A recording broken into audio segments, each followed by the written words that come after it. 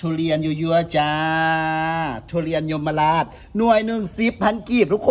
นอยู่ยมราชใครที่ว่ายังไม่ได้มาต้องมาเด้อทุกคนหน่วยหนึ่ง10,000 กีบนี่บอกมาเนื้อเน้นๆจ้า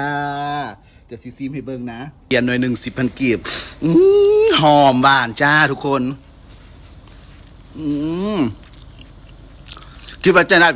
แกนใหญ่ๆสุดหรอกแกนน้อยๆกรอบนอกนุ่มในอีกนะ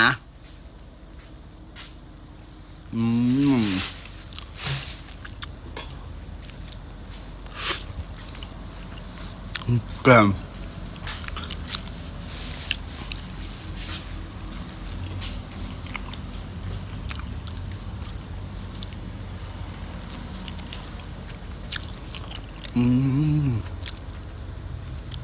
แม่ค้านะเพื่อนเฮ็ดอันนาทีทองแบบอันจัดแบบพิเศษป้าได้มา6 หน่วย10,000 กีบ